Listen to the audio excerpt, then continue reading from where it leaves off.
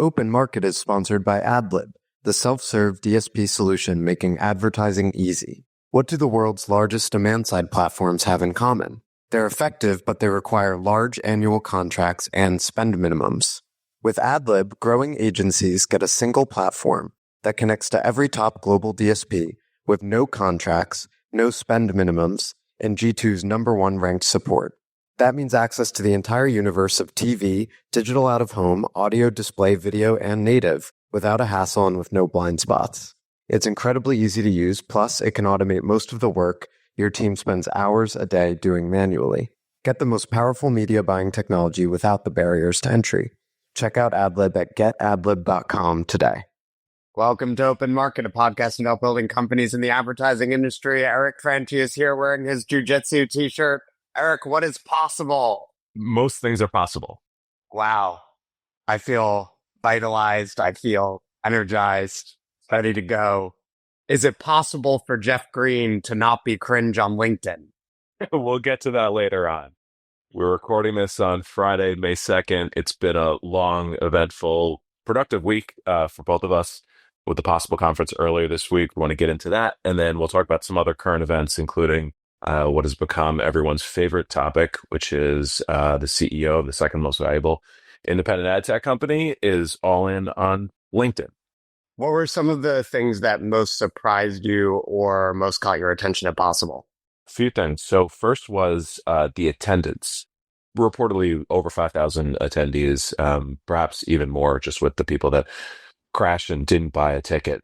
But when I came in on Monday morning, the roar of the lobby bar hit me in the face. It was like, I went to Penn State and it was like Beaver State, just thundering crowds, like Possible took over Fontainebleau. So I feel really bad for any families that were there on a vacation, because from the lobby to the cabanas by the pool to all the people milling around with lanyards tripping over each other, it was extremely well attended. So I think number one, like, it has arrived as a true tentpole. Number two, the investments that lots of companies made in terms of, like, building out their presences, their sponsorships, all of that stuff was like extremely impressive. Companies are really investing in this three. And then I think number three, the quality of attendees was great. Noticeable increase in brands, notable visibility in brands. We'll talk about that in a second. For my purposes, I was there to have a lot of, kind of senior level conversations, various kind of parts of the ecosystem, ad tech, agency, brand, so on and so forth. And I was busy the entire time having meetings. So you could be very productive at Possible. And wow, did they put on, quite a well-attended event. Well, Imperium, of course, invested in the company that put on Possible, which was acquired by another company that puts on Shop Talk, right? Hive Group. Hive Group is the company, yeah.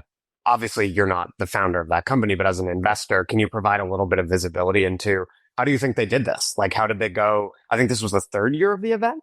Yeah. How in a couple of years did they go from starting an event to creating what is now in my mind probably like one of the four, like CES Possible Can Ad Week, like one of the four tentpole advertising events?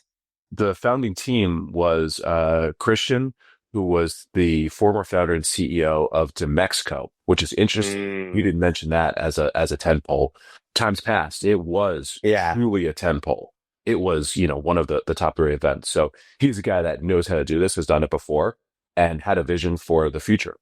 And then he teamed up with the MMA, the trade organization led by Greg Stewart, and they jammed on this idea of a new tentpole conference. I mean, literally coming right out of COVID, which was at the time quite controversial. And they were thinking that, hey, can we bring the business productivity that was always appreciated at Demexco? Demexco was a place you would go, have meetings, do business. It wasn't a lot of fluff. Like, it was just a giant, like, expo hall, along with the brand relationships and, just like US presence that the MMA had. They brought in a lot of people that were angel investors. I think we were the only institutional investor. So, I mean, this is public information, but people like Michael Kasson, Terry Kawaja, the Goodharts, Brian O'Kelly, angel invested in the event. So, they sort of drew upon, the visibility and kind of guaranteed that there'd be good attendance from a lot of Yeah. people that mattered, and then had a good year one, had a great year two. And I think just the momentum and the reputation of the show and the quality and the attendees being, really good just built upon itself. And then they got, more firepower and more, I think, kind of event organizing discipline and resources from Hive Group for year three. So I think the most important thing with a media or events company is who are the people involved, right? Of course. I mean, you could say that about any company, but I think media and events in particular, you're trying to draw an audience. And so you need founders who have the audience that you want, and who can bring in other people who also have that audience. Sounds like they did that very strategically, both in terms of who was involved in the founding and then whom they brought on as early investors. Like ultimately the reason anyone goes to these events, and especially the reason they're going to buy like $100,000 event sponsorship or whatever, is because they want to do business, right? They want to acquire customers. So it's like, put the focus on that. Whenever anyone like says to me, whenever I'm talking about an event, they're like, how was it? And they ask about the content. I'm like, like, who cares? Like the content is sort of an excuse for all of us to get there, right? And to interact with each other and do business, as you said. And then the third is, look, if you're going to do an event and you want people to go, make it somewhere really nice. Make it somewhere really warm. Put it in a time of year when New York still kind of sucks weather-wise. They did that. And so I think, you hit all those three things and you end up with what they got. Mm-hmm. Yeah, for sure. But people go for varying agendas and varying reasons. Like for me, I have to have a full day of meetings unless, there's content. And we were involved in, creating some on-stage content and things like that. But like, I got to have 8 meetings a day. Otherwise, like, I just mentally can't justify it. And then there's other people that, schedule very few meetings and they hang out in the lobby. And, they are, I think, seemingly busy all day long because they just rely on the serendipity of this stuff. And I think because Possible is such a contained and constrained environment, meaning, to date, it's only been at one hotel, the collision factor of like running into people is very reliable. And that's, I think, one of the things that's quite special about Possible, because CES very distributed across Las Vegas, Cannes very distributed across the Croisette, Advertising Week extremely distributed across New York. Like that's the other thing that I think is unique about Possible. And I know that I've heard that they're thinking about expanding it, just because they've far exceeded, I think, the capacity of the Fountain Blue. But that's a thing that I think is like really neat if you're relying on the serendipity, which can be fun. It's funny, like we've talked about personality frameworks. That's like another personality framework binary is like, are you the type of person who has to have a bunch of meetings set up before you go to the event? Or are you the type of person who's just like bouncing around and like making spontaneous connections? Unsurprisingly, we are both like calendar must be full. That's like the justification to go. But I could imagine like a Joe Zawadzki might be like just bouncing around, like, and I will say, it's crazy. So Joe was sitting right next to me on the plane on the way over to Miami from New York, which is super funny. We did not plan that. And then when I walked with him from like getting into the airport and then out to like our Uber to the Fontainebleau, like the number of people who said hi to him, I was like, okay, yeah, fair enough. Like if you have this many people who want to talk to you, like maybe you don't need a calendar. You do like 5 meetings. And then like, I'm sure meetings materialize for him. He's a hard guy to travel with because that happens.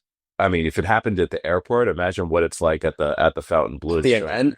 Yeah. When I'm trying to get to a meeting and I need Joe with me, and like every 25 feet he's getting stopped, like, it's hard to build in time for that. So at some point I told him, hey buddy, you're going to have to either cut your hair or wear a hat. Yeah, the floppy hair is the dead giveaway. But we make it work. Oh, also, I'm going to rat him out that he checked 2 bags for like a 2-night trip, which is insane work. I'm not surprised. We have an ongoing. Floppy hair is hard to maintain. He's got a lot of toiletry bags. We have an ongoing banter between the two of us because, as you might imagine, either if you know the two of us or you've gotten to know me over the course of this podcast, I am a minimalist when it comes to packing. I never check a bag. There are times I will travel only with a backpack, and you see us roll up with, his multiple rollers and my backpack like I'm a kid going through going through Europe. That's quite a juxtaposition. I recognize that. We would have a schedule. We would stick to it. It would be great. It'd be so organized, so streamlined. I have a partner who is like Joe Zalodski, who like, it's like a mess. The last minute, something needs to be changed. We got to print something. Where's the passport? We don't know. And I'm just like, I pray every day for patience, you know? What were some of the, best conversations you had, things that, you found interesting? What about you, your experience? The way I approach it, pretty similar to you. Like I had like 15 meetings set up over the course of the 2 to 3 days, mostly like founder CEOs, either current clients or prospective clients. A couple things that I thought were cool. So everyone's there. And so the result of that is you go in with your meetings, but again, to the point of spontaneity, like because like everyone attends, someone will be like, oh, well, you should talk to this person. And like one of my most productive meetings from the 3 days was someone I did not have any plans to speak to and hadn't spoken to in like a year. And that's like a deal that is like pretty close to being done. So I think that's really great. And then I would say because we are like marketers and like go to market people and media people, we are very aware of like the conscious conversations, but there are some awesome startups in our space that are just like flying under the radar.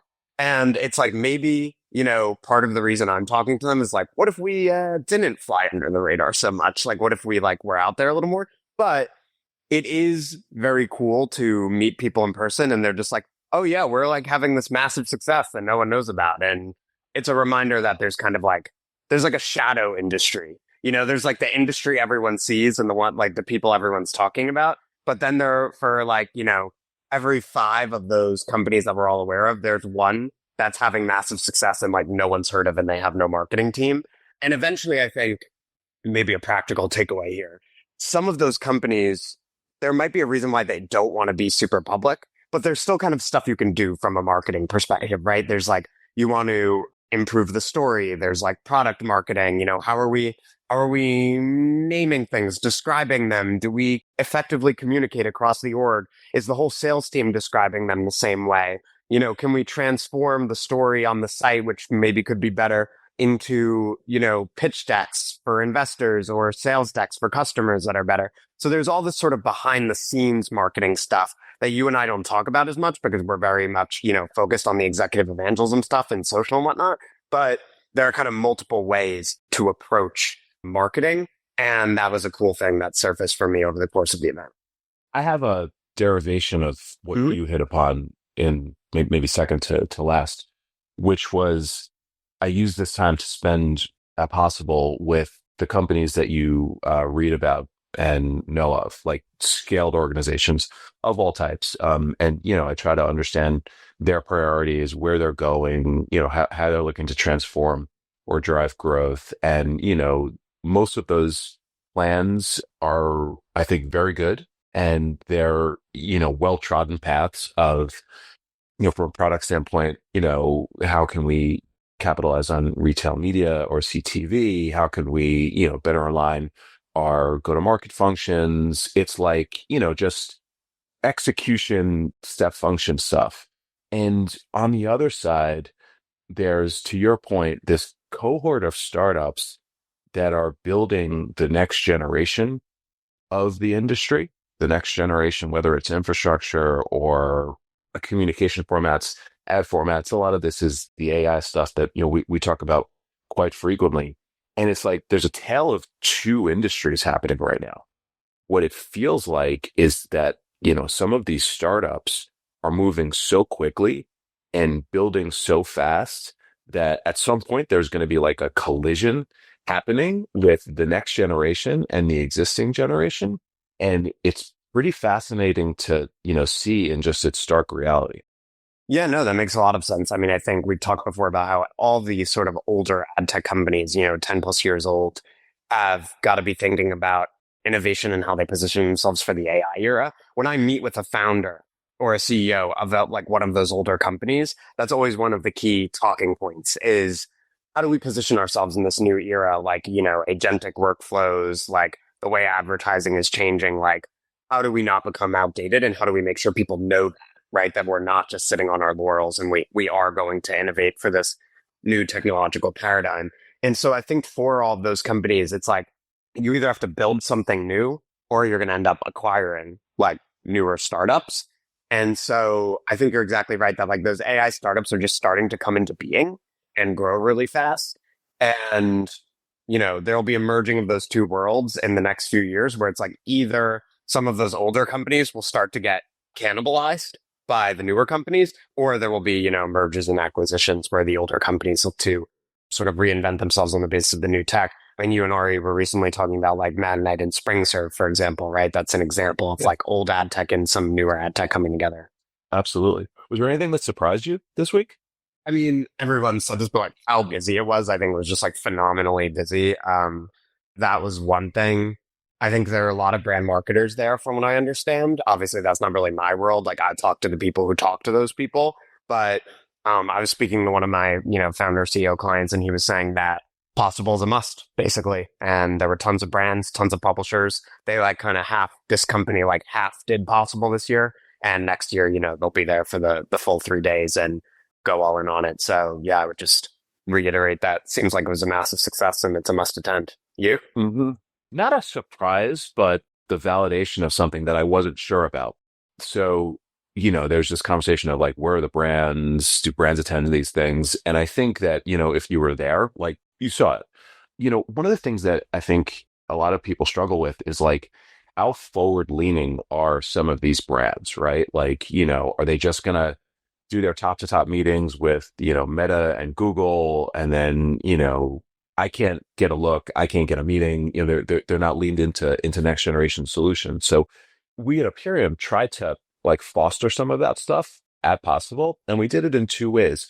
The first was Danilo Tauro, who's one of our new partners. He is former P&G, and he runs the P&G Alumni Network. And he created kind of like a curated event and had 25 brands in attendance. And they were there to meet and learn from startups, some of which were from our portfolio and some of which were not from the portfolio. It was just kind of like a curated day of learning about new solutions.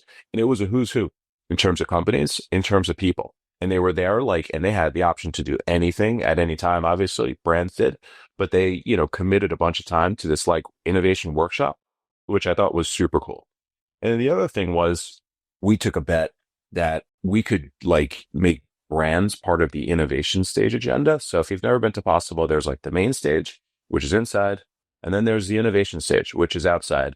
And all sorts of stuff happens on the innovation stage. And a lot of it's like startup presentations and pitches and everything like that. We partnered with another company, this like growth consultancy called Growth by Science, who recruited one of their customers, the personal finance app Acorns, to issue a challenge and basically do a call for solutions. And Acorns was like, look, here's all of our challenges in terms of like measurement, new customer acquisition, growth, formats, everything like that. Help us, find solutions to this.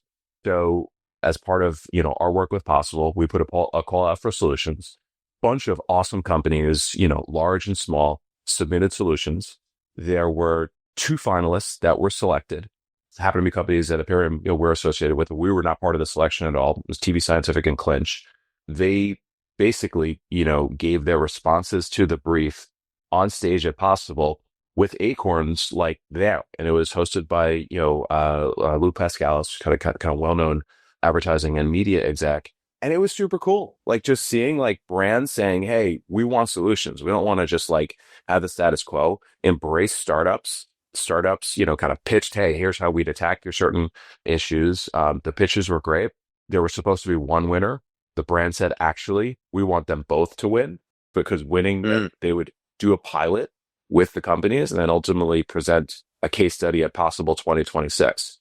So, oh, wow. Yeah. So where I'm going with this whole thing is like, I feel like there's like a recognition from brands that like this innovation stuff, whether it's AI or name your next generation, challenge or technology is real. It's there. And like Possible is becoming a little bit of a convening time, to connect the next generation with customers. And we'll continue to do the work on this because it feels like we're kind of hitting upon something that worked out quite well. And I was not surprised, but happy that this thesis that, hey, there could be this like fostering of innovation, it actually happened. We hired the head of the P&G Alumni Network is some real advertising Illuminati shit. Ah, You're just like, that's like the new Aperion positioning is just like ad tech Illuminati. We're just getting all the CMOs are best buds with our new partner. No, but that's great. It sounds like you are really orchestrating solutions in the adoption of various startups. yeah, and it's not just us. It can't just be us, but hopefully we're like a proof point and a validator, and there'll be more of it. Said like a true monopolizing force. It's not just us. We have our hands in everything. We see everything. The future will be as we suggest. But it's that we have competitors, wonderful competitors. Amazing. Okay, that's I think we talked about Possible quite a bit. You had one thing on the docket. What are the must attend ad tech events? And I think you gave your four in the beginning: CES, Possible, Cannes, and Advertising Week. I think that there is three, and then there's like a couple others that, based on like who you are, what your agenda is, you might consider going to. So CES, Possible, Cannes. I think this is sort of wonky insider baseball stuff, but like many people are saying that Possible is kind of becoming the new Cannes, right? In terms of the ability to have top to top meetings, and the ability to have something that's kind of like mid year. I think that's interesting. I don't think Cannes is going away anytime soon. People love it. A lot of, kind of brands and super senior level people are there. But I think that's especially if you're international or European, obviously. Yeah, for sure. From a global perspective, you're absolutely right. I don't know about Advertising Week. I think that, there's like smaller kind of up and comers that are interesting. I think what Marketecture is like really interesting. I think that, if you're like in a corp dev function, what Luma does with DMS, if you can get in, like super, super valuable. So I think you've got like your 310 polls, and then under there, there's probably like a kind of choose your fourth 10 poll based on what your focus is. Wow, what I'm hearing is that there's room for disruption in the second half of the year because you have CES, Possible, and Cannes. And I do think it's funny. It's like you would think Adweek would have to be one of them. It's like it's in New York. There's nothing else in the second half of the year. But I take your point, like having been to Adweek, I don't know, there's a lot going on, but maybe people feel like it's a little unfocused or something. So yeah, I wonder if there's room for another possible like entry to the space. Maybe Ari will do it. Yeah, maybe. But then also the second half of the year is a tough time. Like that's really when all of the business happens, right? Like, Q4 really starts in September in a lot of ways, right? Q4 is like really, from a commercialization standpoint, September to November, because December you sort of lose. So it's tough to do things at the end of the year. Yeah. September, October.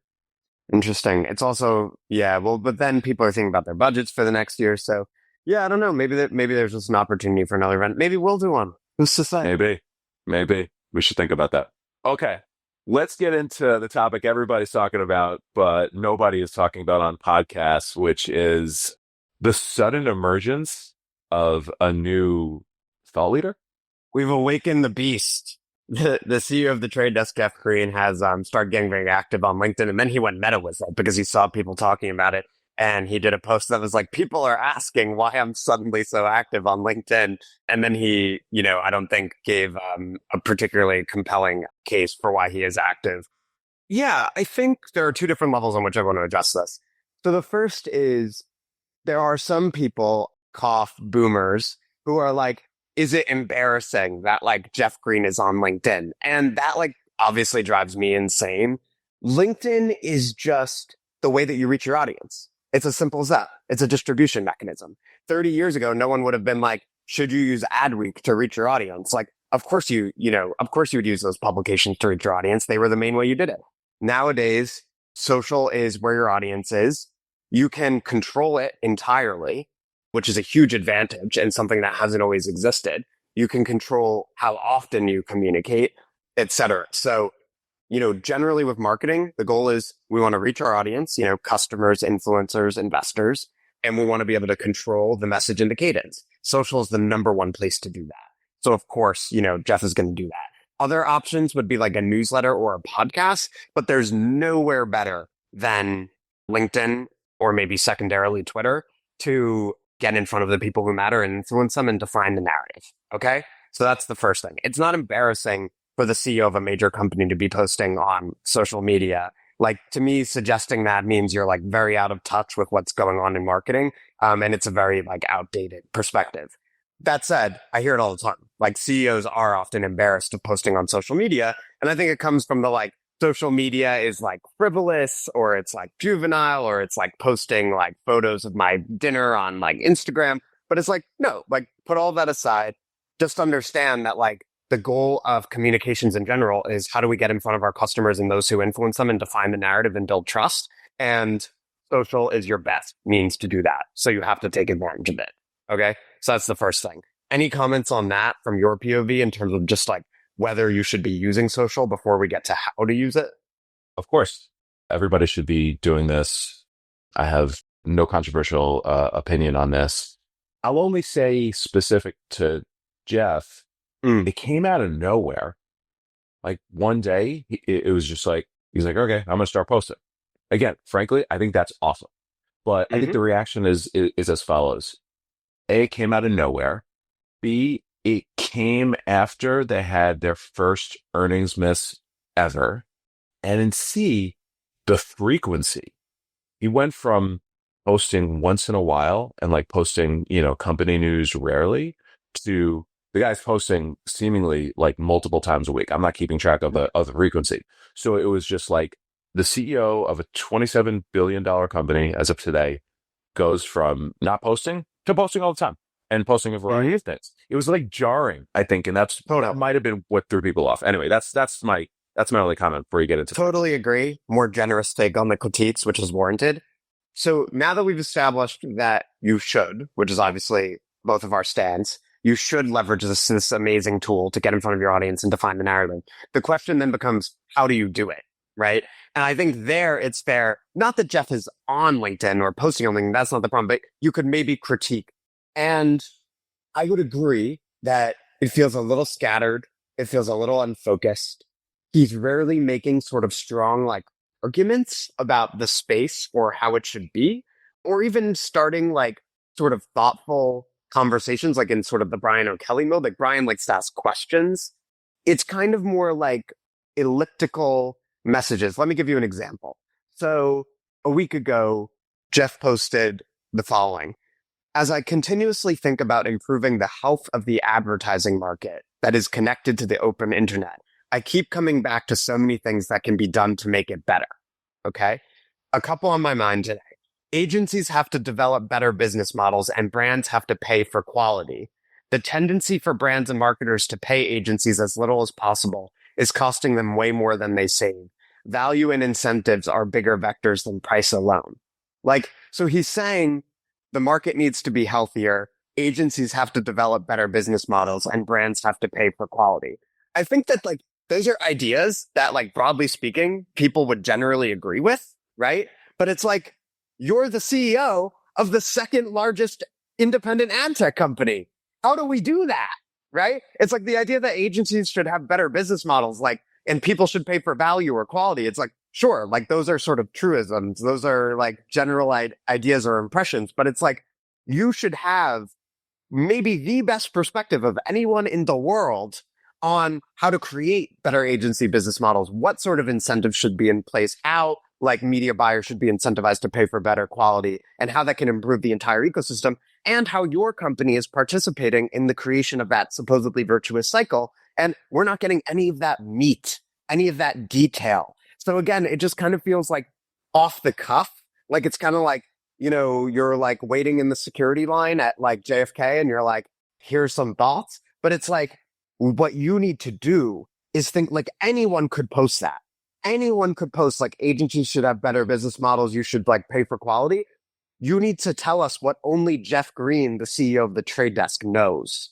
And like focusing on that like singular knowledge and singular value you have to offer the ecosystem, as is the case in any marketing, would lead, I think, to much like meatier content, to content that felt a lot more thoughtful, and people would understand a lot more why he's posting on LinkedIn, where he's coming from.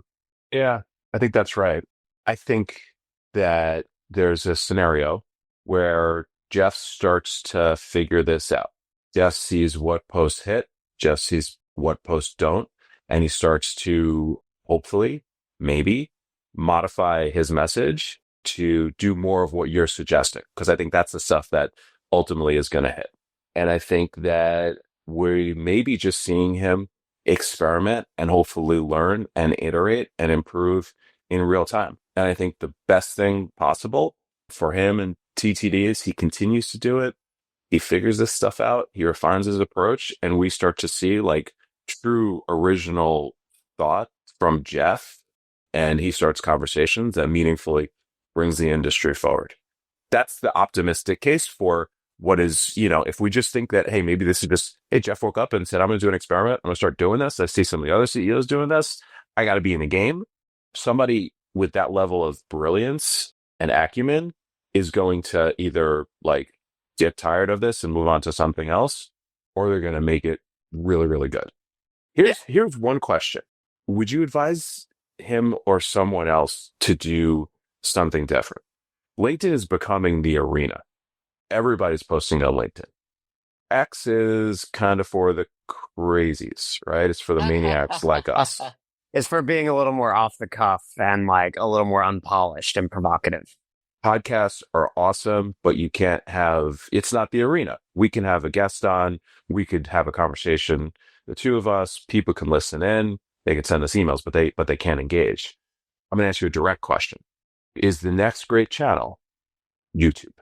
And is that something that maybe everybody should start thinking about? Because it adds a dynamic of video, and you have the distribution and you have the social engagement. It's a little more B2C, but it's the biggest platform out there. I think YouTube will grow as a channel for B2B communications. And obviously, like, we put these on YouTube. Like, we don't think about it a lot. It's not our main distribution channel, but like, podcasts are already on YouTube. I think that is a more didactic medium, though. It's like, the emperor coming down, like from the mountaintop to like speak to the crowd, right? I think that what makes LinkedIn special is that, as you said, it's the arena. It's like the forum where everyone comes together and shares ideas and argues, and like anyone can comment on Jeff's post. And like, that's what makes it so cool and so engaging, right? And I think the reason you have to be there is because, again, it is sort of like the front page of the contemporary ad tech industry. It's how people understand who's important, what's going on, like what are the takes that matter, and it's how you define the narrative. And so the issue is the trade desk and like Jeff, they need to be using LinkedIn from the executive comms point of view. They need the CEO posting because the CEO is always the chief evangelist. He's the person that people look to understand the state of the company and its place in the industry. And if Jeff isn't posting, if he's not defining the narrative, the trade desk competitors are going to define the narrative, right? So like YouTube to me would be potentially a secondary channel. Even podcasts, I think podcasts would be great. Secondary channel. I really believe that like social is where the industry debates are happening every day and where things are sort of hashed out and the narratives are defined. So you have to be there. Now, I sort of provided like a rule of thumb, and that's something that I would really love to see a CEO think about is, what do I know that no one else knows, right? Like what is unique to me, either because it's knowledge I have that like very few other people have, or experience I have that very few others have, or it's just a point of view, right? It's like something that others might have, but it's personal to me. This is a contention. This is something like our friend Søren Larsen always says that like the thing AI can't replicate is like a point of view, essentially, right? And so that is like a rule of thumb. In terms of orchestrating the presence, the way I would counsel any CEO to think about it is to think about, especially like an established company that people talk a lot about is TTD, is I would think about, where is our reputation today? What are some of our primary reputational threats? And where ideally would our reputation be to generate confidence among investors and enthusiasm among customers and potential customers? And for a company as big as the Trade Desk, also like ward off sort of regulators and watchdogs and like journalists and sort of create good vibes around the company. And I think for TTD, there are like three key things. Like one is AI innovation. We talked earlier in the pod about like older generation of ad tech companies a new era is dawning. It felt for years like there was almost nothing that could happen to unseat, TTD or sort of really like challenge them. They're 20 times bigger than a lot of their like closest competitors.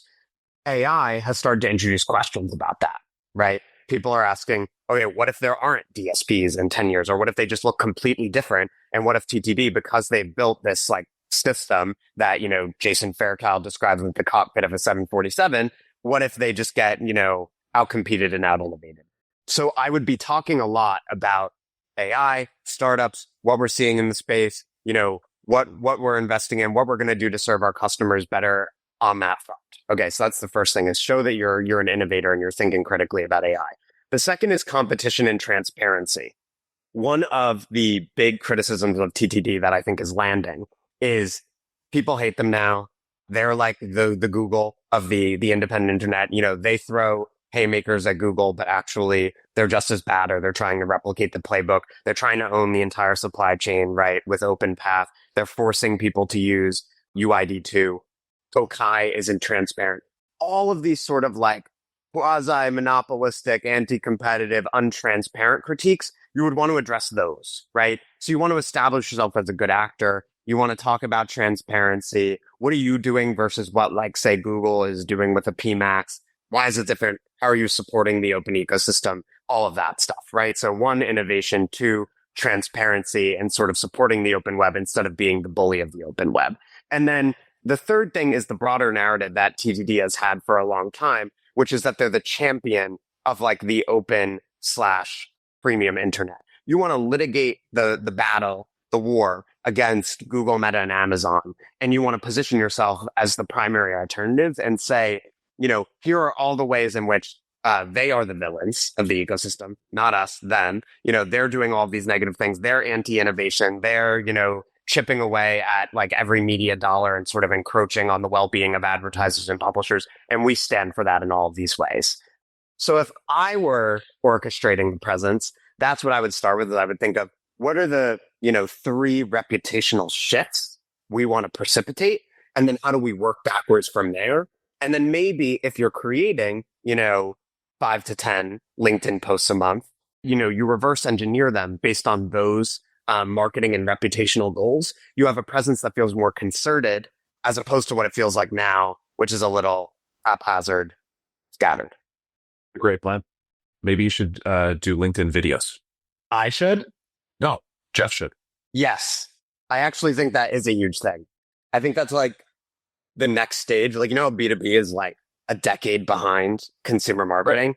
I think like we're seeing the industry just start embracing like text social, like just like everyone's getting on LinkedIn. I think that the embrace of video, which some people are kind of playing around with, Bill Wise and MediaOcean's playing around with, Brian's playing around with, I think that on not just LinkedIn, but more importantly on the platforms where that feels native, like IG and TikTok, that is coming. And I think it'll be a big part of ad tech comms in the coming years.